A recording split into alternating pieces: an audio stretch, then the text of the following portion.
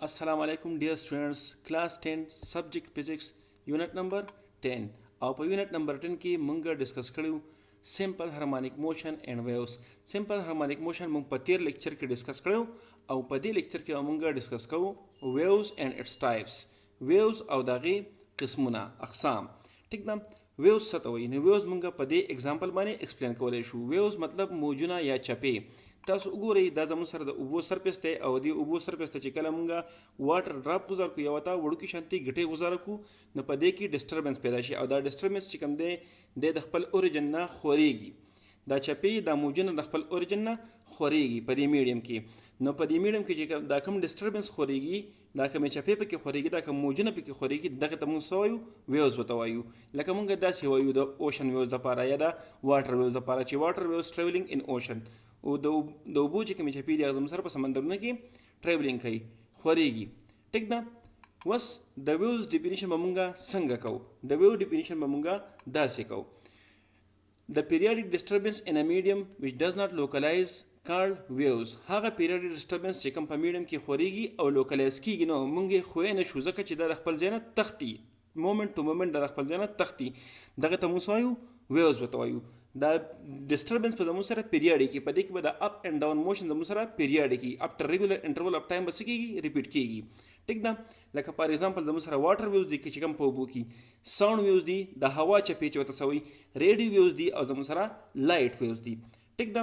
اوس په دې کې بله اهمه خبره، که تاسو کتلي په دې بله ویډیو کې په دې بله ډایګرام کې نو په دې کې زموږ سره د اوبه د خپل ځای نه ډسپلیس کېږي نه، د اوبه په دغه میډیم کې دننه پرتې دي، خو په دې کې صرف د یو ځای نه بل ځای ته انرژي ټرانسمیشن کېږي.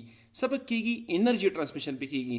نو ویوز آر جسٹ د کیریئر اف انرژي فرام ون پلیس ټو انادر پلیس. ټیک ده.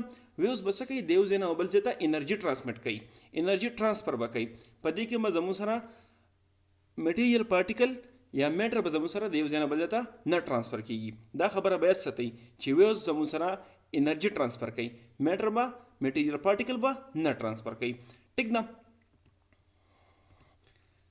اوس میډیم څه ته وایي؟ وټ از میډیم؟ لکه تاسو ګورئ نو زما اواز تاسو ته په پښتو کې دررسي، زمونږ او ستاسو د ګفتګو ذریعه چې کوم دا پښتو ژبه ده. نو میډیم هم دغه شانتې یو ذریعه ده چې په دې کې دا ویوز خورېږي، پروپیګیټ کېږي، پکې د یو پوینټ نه بل پوینټ ته انرژي وړي. صحیح نه؟ د میډیم ډیفینیشن به مونږ داسې کوو چې نیچر اف د سپیس تھرو وچ ویوز آر پروپیګیټډ یا ویوز آر پروپیګیټس کالډ میډیم. په سپیس کې په خلا کې هغه ځای چې پای کې زموږ سره ویوز څه کېږي؟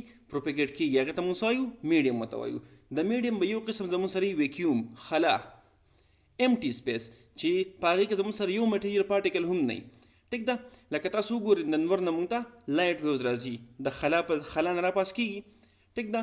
دویم به زموږ سره میټیریل میډیم چې پای کې څه میټر موجود وي. ټیک ده.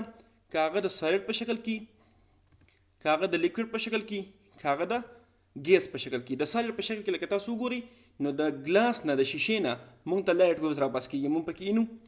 ټیک شو. د لیکوډ په شکل کې لکه په واټر کې تاسو وګورئ نو په واټر کې به واټر ویوز موږ تاسو ته وښول. په ګیسز کې نو تاسو وګورئ د یو بل اواز تاسو اورئ. دا ساوند ویوز چې کوم دي دا د ایر نه راپاس کېږي، د ګیس نه راپاس کېږي، موږ ته زموږ وخت ته رارسي او موږ دا اورو. ټیک ده. دا زموږ سره د میډیم قسمونه شو. اوس د ویوز ټایپس څو دي؟ نو د ویوز ټایپس ته تاسو غوږ کېږئ. دلته موږ په یو دوو اگزامپل باندې ایکسپلینیشن کوو. دا د سیتار یا د رباب یا د ګیټار یو سټرینګ دی، یو تار دی چې کله دا وایبریټ شي نو دا ساوند پیدا کوي. تاسو ورته وګورئ دا. او دا د هوا د چپې د مالیکولز تاسو ته ښیي دا ټو اینډ فرو موشن کوي او انرژي ټرانسمیټ کوي. ګورئ ورته دا تار وایبریټ کېږي او د ځان سره د هوا د چپې مخکې وروسته وړي او انرژي ساوند انرژي پې ټرانسمیټ کېږي. خو یاد ساتئ د ګیټار د سټرینګ چې کوم دی زموږ سره میټیریل باډي ده، میټر دی. ټیک ده. او دویم اگزامپل زموږ سره دا دی. تاسو وګورئ نو دلته یې لیکلی اسیلیټینګ چارج. چارج به تاسو پیژنئ، په ارلی کانسپټ کې به تاسو ویلي نو چې کله چارج اسیلیټ کېږي نو هغه د الکترومیګنیټک ویوز پیدا کوي. څه پیدا کوي؟ الکترومیګنیټک ویوز پیدا کوي. ټیک شو. او چې کله د ګیټار سټرینګ وایبریټ کېږي نو دا زموږ سره میکینیکل ویوز پیدا کوي. اوس په موږ مخکې وایو چې میکینیکل ویوز موږ څه ته وایو او الکترومیګنیټک ویوز موږ څه ته وایو. ټیک ده. نو ټول نه مخکې موږ وایو میکینیکل ویوز. میکینیکل ویوز به څنګه وي؟ لکه تاسو ته ما ووایي چې د ګیټار سټرینګ وایبریټ کېږي نو زموږ سره ساوند پیدا کېږي. نو میکینیکل ویوز به ډیفینیشن موږ داسې لیکو: waves produced due to the vibration of material particles or material body called mechanical waves. لکه تاسو ته مو وي چې دا string زموږ سره material body ده یا material particles دی په دې کې، نو چې کله دا وایبریټ کېږي څه پیدا کوي؟ ساوند ویوز پیدا کوي، میکینیکل ویوز پیدا کوي. نو میکینیکل ویوز مونږ څنګه څه ته وایو؟ هغه ویوز چې هغه د material particle د وایبریشن نه پیدا کېږي هغه ته مونږ څه وایو؟ میکینیکل ویوز. ټیک ده؟ یا هغه ویوز چې د هغې د پروپیګیشن دپاره د هغې د خورېدو دپاره د هغې د یو ځای نه د بل ځای ته تلو دپاره د مټیریل میډیم ضرورت دي. د څه ضرورت دي؟ د مټیریل میډیم، د سالډ میډیم ضرورت دي، د لیکوډ میډیم ضرورت دي، یا د ګیشس میډیم ضرورت دي. تاسو ګورئ نو ساوند ویوز زموږ سره په ایر کې خورېږي. دا ګورئ، دا زموږ سره د سپیکر نه ساوند ویوز روان دي او زموږ غوږ ته رارسي، مونږ یې اورو، خو د څه په ذریعه باندې؟ د ایر په ذریعه باندې. ټیک شو؟ که د من نه د ایر لرې شي نو ساوند ویوز به مونږ نه اورو بیا. نو دا زموږ سره میکینیکل ویوز دي چې د هغې د خورېدو لپاره څه ضرورت دي؟ د مټیریل میډیم ضرورت دي. ټیک ده؟ او دویم زموږ سره تاسو وګورئ دا ډایګرام مونږ مخکې هم ډسکس کړو، خو په دې کې زموږ سره واټر ویوز دي. نو که دا واټر لرې شي نو دیر ویل بي نو واټر ویوز، واټر ویوز به زموږ سره نه وي. ټیک ده؟ واټر ویوز به زموږ سره بیا ختم شي، نه وي. ټیک ده که نه؟ اوس د میکینیکل ویوز زموږ سره اگزامپل کوم یو دي؟ ساوند ویوز دي، واټر ویوز دي، ویوز ان سټرینګ. په دې سټرینګ کې چې کوم ویوز پروډیوس شو مخکې موږ په دې ویډیو کې ډسکس کړله، یا په سپرینګ کې چې کوم ویوز پروډیوس کېږي، په ماس سپرینګ سیسټم کې موږ ویلو، یا سیزمیک وایبریشن چې کوم دي، کوم چې د زلزلې د وجې دي. که تاسو وګورئ نو هغه هم زموږ سره د ځمکې په ذریعه باندې راځي، موږ ته د ارث په ذریعه باندې رارسي. ټیک ده؟ سیزمیک ویوز هغې ته وایي، یا ورته شاک ویوز وایي. ټیک شو؟ دا زموږ سره میکینیکل ویوز شو. میکینیکل ویوز څه ته وایي؟ هغه ویوز چې هغه د مټیریل پارټیکل د وایبریشن د وجې نه را پیدا کېږي، هغې ته وایو میکینیکل ویوز. ټیک ده؟ دویم ټایپ زموږ سره دی الکترومیګنیټک ویوز. که تاسو وګورئ نو دلته کې چارج پارټیکل وایبریټ کېدو، او هغه چارج پارټیکل چې وایبریټ کېږي نو زموږ سره الکترومیګنیټک ویوز په دې پیټرن باندې خورېږي. نو الکترومیګنیټک ویوز به د څه د وجې پیدا کېږي؟ ویوز which produced due to oscillation of charge particle یا due to vibration of charge particle. هغه ویوز چې کوم د چارج پارټیکل د oscillation یا نه وایبریشن د وجې نه پیدا کېږي هغه ته موږ څه وایو؟ الکترومیګنیټک ویوز. چارج پارټیکل مطلب الکترون، پروټون ایټسټرا چې کوم زموږ سره چارج پارټیکل دي، صحیح نه؟ چې کله هغه وایبریټ کېږي نو د هغې نه به څه امیشن کېږي؟ کوم ریډیشن به ترې راځي؟ الکترومیګنیټک ویوز یا الکترومیګنیټک ریډیشن. ټیک شو؟ اوس د الکترومیګنیټک ریډیشن ما تاسو ته مخکې وي چې د نور نه مونږ ته رڼا راځي ځمکې ته، او دا رڼا راځي د رڼا د چپې راځي د خلا نه پاس کېږي، د امټي سپیس نه پاس کېږي. نو مطلب د دې خبرې دا شو چې انلایک میکینیکل ویوز، د میکینیکل ویوز په شانتي نو دې ته به د مټیریل میډیم د ضرورت نه وي، د دې پروپیګیشن ته د دې موجونو د چپو خورېدو ته به د مټیریل میډیم ضرورت نه وي. نو ویوز which don't need a material medium for their propagation called electromagnetic waves. هغه ویوز چې د هغې خورېدو ته د یو ځای نه بل ځای ته ټرانسمیشن ته د مټیریل میډیم ضرورت نه وي، خوا که دا میډیم زموږ سره امټي سپیس وي، که دا سالډ وي، که لیکوډ وي، که ګیسز وي، که هر څه وي، دا ویوز به پروپیګیټ کېږي. دغه ویوز ته موږ څه نوم وایو؟ دغه ته موږ وایو الکترومیګنیټک ویوز. او دا د الکترومیګنیټک ویوز ثابت سپیکټرم یې درکړلی، تاسو په دې خپل بک کې هم وګورئ. نو دا د ګیم آر نه شروع شوی دی او په لانګ ریډ ویوز باندې ختم شوی دی. دا زموږ سره د الکترومیګنیټک ویوز چې کوم ویزیبل سپیکټرم دی هغه دی چې کوم په 7 کلرز باندې مشتمل دی. ټیک شو؟